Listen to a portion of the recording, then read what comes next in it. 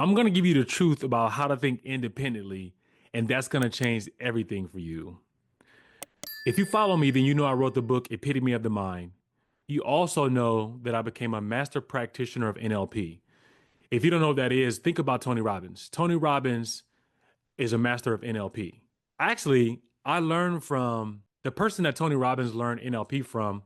I learned that from his son, who was my teacher. So a lot of stuff that I'm going to teach you today is something that Tony Robbins does with all of his clients, or a lot of his clients. Think of me as the black Tony Robbins. I'm just kidding. The number one thing I'm going to do is give you the definition of strategy based on what we use in NLP terms. Strategy is what we do as people inside of our head when we do something. How well that strategy performs is based on language rules that pull from external, internal life experiences. And that is how we consistently produce specific outcomes. So, in order for you to change to get a desired outcome, you obviously have to change your strategy. We use strategies for literally everything we do in life: love, sex, money, parenting, sports, poverty. It doesn't matter what it is. You're going to have to elicit a certain strategy in order for you to come to a specific outcome, right? So there's two steps involved in your strategies. I'm going to give you, well, I don't know. You know what? I'm a fun guy. Kawhi Leonard's in the background laughing. So I'm going to give you one of each. So the first thing that you have to do, and what we do when we have clients, you have installing strategies. So what those are, you have reframing, metaphors, disassociated state rehearsals, rehearsing, and anchoring. Tony Robbins does a lot of anchoring. And so when you're trying to get someone to change, especially when it comes to performance related, like peak performance, you have to do a lot of anchoring because you might not be around. And when you anchor someone, you have to anchor them to a certain thing. So when they think about that thing, maybe it's touch their knuckle, it will send them into a certain or a particular mind state. And so that's what we do with our clients in person when we're coaching. We could take someone from, if you're a procrastinator, as an example, we can tap your knuckle and you'll go from being a procrastinator to motivated. So there's so many different things that you can do with anchoring. And this is why I believe Tony Robbins does it a lot, and especially when he does his stage performances. I don't know if you ever seen I'm Not Your Guru. He does an anchoring technique before he gets on the stage. But anyway, so those are the five. I'm going to say them again because I just went on a rant. Reframing, metaphors, we know what those are. Disassociated state rehearsals, rehearsing, and anchoring. And then you have a different aspect of it, which is the design aspect of it. It's called the design principle. So you have to design for the desired outcome, and then you have to redesign the old, patterns or whatnot for the new outcome that you want. So you have to design desired outcome, and then you redesign the old outcomes. And that's how you get to the point of where you have a new strategy. So the one we're going to focus on right now is reframing. The reason why I talk about reframing in so much of my videos is because that's the easiest thing that a person can do. You can reframe almost every single situation at any given moment in time. So that is the number one strategy that I want people to figure out how to do. So a reframe is basically you taking something that was negative and you turning it into a positive. It's like people that have affirmations. If you get the book Epitome of the Mind, it really, the whole book is on how to help someone critically think. In the day and age that we're in, there's so much distraction with media, social media. You have misinformation. There's just so much stuff going on. So a lot of people now don't critically think. So the book is specifically designed to teach someone how to think critically and obviously change their, I guess, again, their strategy. In the back of the book, I'm back to what I was in the back of the book. I talk about affirmations.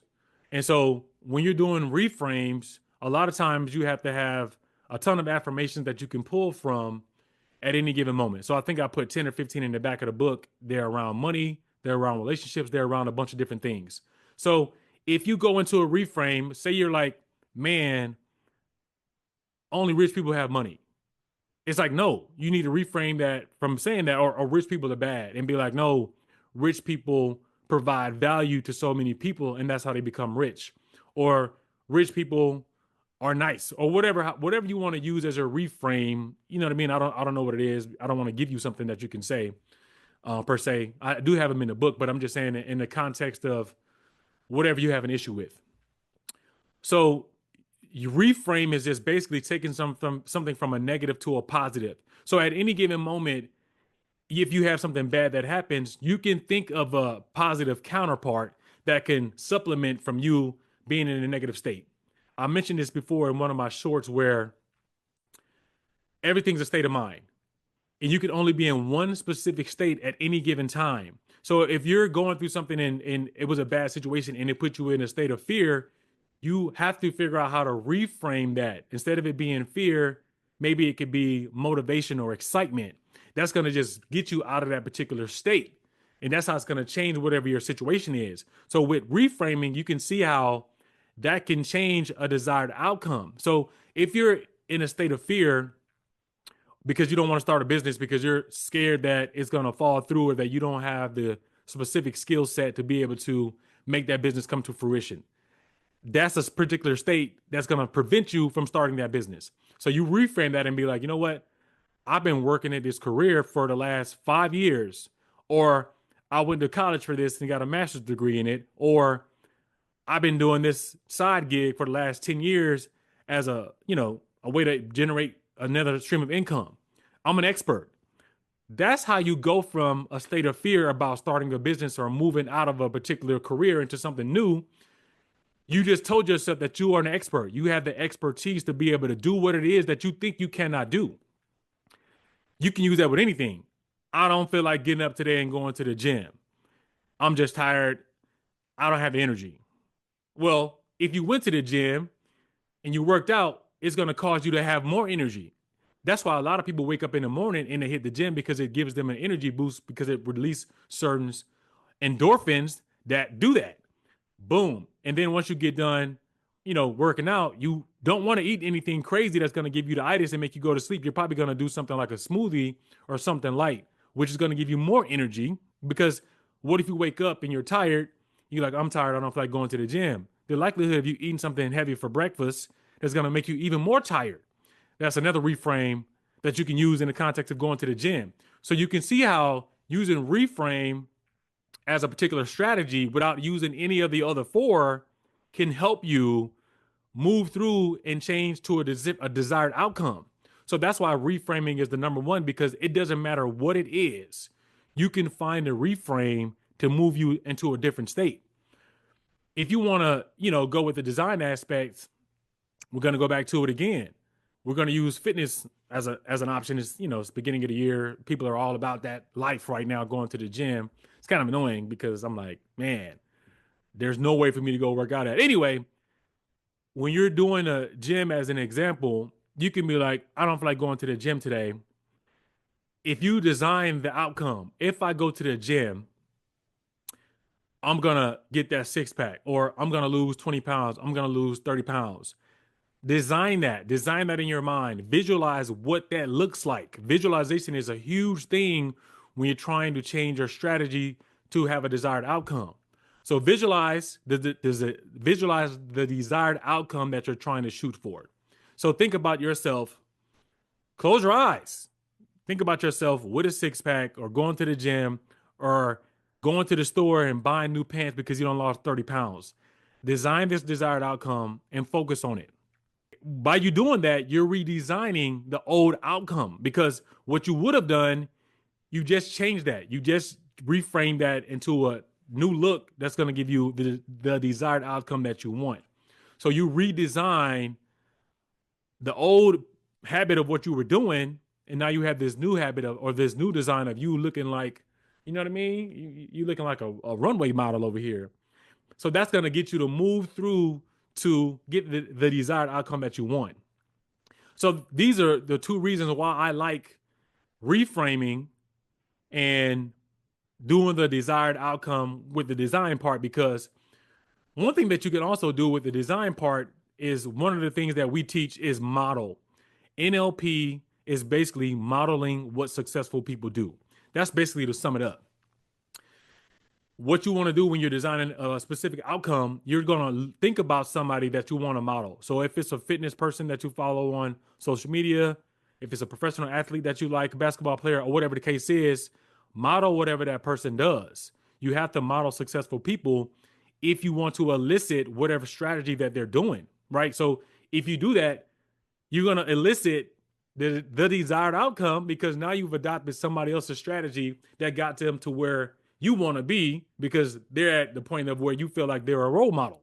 So this is kind of why I like that idea of the design aspect. One thing I will also say, I'll go back to, in addition to reframing, I'll give you this little other tip. Rehearse. Rehearse whatever it is. When I first started doing, content, I would get in the mirror and rehearse certain things. Like I kind of took that over from when I was working in entertainment doing commercial acting. I would get it in the mirror and practice monologues. When you're an actor, that's kind of what you're doing. Like you're modeling what a person does. And that's why movies are so good because actors find somebody that they're playing a part of, like especially if it's like a documentary or one of those like real life stories, they find that person and they model exactly what that person did. That's why somebody will gain weight when they're trying to do a real good role. You know what I mean? They're taking modeling to like times 10. And that's why those movies, Oscar winning movies, you're like, damn, man, that person killed it because they modeled that person to the T's. A lot of times I've even heard some actors will go find the person, spend like a week with them to really like get into it. And that's kind of one of the things that when you become a coach, I know people like Myron Golden or even Tony Robbins will have something where you can go and spend a whole day with them and you will get to see exactly what they do. And one of the people that I mentor, who's a friend of mine, who I got him, I'm gonna do a podcast with him one day so he can tell you. We went to Arizona for getting our license for master practitioner. I've been knowing him for a long time. He was like, man, you know what? I'm trying to model what you do because I want a lifestyle like you have. He has diabetes, type 2 diabetes. He didn't have it when I met him maybe like 7 or 8 years ago, but now he has it. And so he was modeling what I was doing. And so the whole time that we were there, he modeled what I was doing. So we would walk to the store to get food on our break. He modeled the kind of food that I was eating. He was checking his blood sugar. He has a little thing where he, one of those things, I don't know, you check your blood sugar. Everything that he did for the 3 or 4 days that we did it, he followed exactly what I did. He never had to do his insulin shot. He was like, damn. He said, I've been on this for a year or 2 years now, and I always had to take the shot. This is the first time I never, ever had to take my shot. He's like, that's crazy. So then that was the first day. And then the second day, he did it again. And he was like, bro, this is crazy. So then I think one night we went and got tacos from some taco spot, and his insulin spiked, but it came down like the next morning. And he was like, bro, this is wild. So the whole time that we were together, he modeled what I did. We went and got salads. We had fruit. Instead of him drinking a sports drink, I think we were doing that new drink. I can't think of the name of the drink. Celsius. We were doing Celsius. So he was doing that, and then he was drinking tea. So all the things that we were doing, he saw that modeling what I was doing. He saw that after we got done with our training, I would come back and get on my computer. I had to do a conference call with some of my employees that we were redesigning the mobile app. So he would be like, damn, bro, you a machine.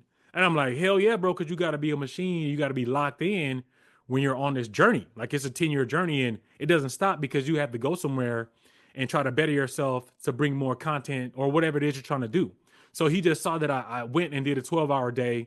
Leaving a 12-hour day, I came back and I got on my computer and I worked for like another hour and a half. When it came time to doing testing for certain things, I did my test as soon as we got back. Boom, I knocked it out, passed the test with like a 90 because the information was fresh in my mind. So I'm just saying, like, when you're trying to design the life and change your strategies, modeling someone and being with them will help you out tremendously. It's funny because when we came back after we got done with our program, he sent me pictures of him staying the course of what we were doing while we were there because it worked. That's the benefit of being able to go somewhere and shadow somebody who you're trying to model. And that's why when you get someone that you're able to do that with, a lot of times that's expensive. Like I think Myron Golden is like $50,000. My mentor that I had for real estate, his was like $100,000. That's expensive for that a very reason. So when you are able to go and see what someone's doing, Instead of you just seeing what somebody's posting on social media, you get a full blown experience of what that person's day to day is like. Now you can see like, damn, I understand why this person's a multimillionaire because he don't stop. That's the kind of benefit of being able to do something like that. But anyway, those are, the two things that I think people need to do when it comes to trying to elicit a new strategy so you can have desired outcomes. Model successful people, do a lot of reframing and rehearsing on what you see that person do. When I first started my podcast, I watched YouTube videos all day, every day with Jim Rohn, Tony Robbins, Les Brown, Miles Monroe. I can go down a list of people that I used to look at and see what they were doing to see like if I want to get into this space and become a podcaster or someone that's doing information, tech information, whatever this is called. That's kind of what I would do. I just follow what they were doing. And that's kind of what made me feel like I'm comfortable. Like I'm good now with being able to get out and do a podcast because I'm like, I don't follow these people for 6 months, multiple videos modeling what they were doing. And that's kind of why I think my podcast is in the top 1.5% worldwide because I did what people that have been doing for 20 or 30 or 40 years. I didn't reinvent the wheel. I follow what they were doing. And so that's why I think I've become successful with that. But anyway, I think if you really want to change your life and have the desired outcome that you want, you need to think independently of what anybody else is doing, right? Model the people that you want to be like. And don't think like the herd, man. Like there's this thing, I can't think of it right now, but I'm going to do a video about it. There's herd mentality. Majority of the masses do what the other people do. That's like when you get people on social media, if you get a video that goes viral, it's because a bunch of people think whatever that video is talking about is real. They resonate with whatever that is. And so if you got 200 or 300 people saying that something is true and it's not necessarily true, but you got 300 people saying that it is, anybody that's going against that is going to get, opposition from the other people. And no one really likes that. I mean, if you're not confrontational, you're not going to be cool with that. I'm all about that life. I'm confrontational as all get out. So I'm going to be the one or two going against the 300. If I'm 1000% positive that I've done my research and I know what I'm saying is correct, I can give a shit about what these other people think, right? They might have not done their research, which most people don't do that. So you need to think independently of whatever anyone else has done if you've done your research. So regardless if the masses are coming at you, you stand on your ground. But don't follow people just based on the fact that a million people might like it or 20 or 30 people are going against you in your workplace or wherever the case is. Just be like, you know what? Nah, bro, I'm good. Like I'm standing on what I know. So you understand how to think critically by, rehearsing, reframing, modeling successful people, and that will get you to the desired outcome you want. Most people want to change their life. Most people want to make more income. Everyone wants to, be happy in essence. And so by doing that, you got to think independent of what other people are doing. Like you can't, do what somebody that's in poverty doing and expect to become a millionaire. Like you can't do what someone that's depressed doing. And a lot of people out here, especially in the US, are struggling with depression and anxiety because it's hard, man. Like life is hard. And so you deal with a lot more pressures in the US than you would in other places. It's just different. So a lot of people struggle with depression and anxiety. So you don't want to be following what those people are doing. You need to be thinking independent of what those folks are doing and, focus on what somebody or model what someone's doing that you want their desired outcome.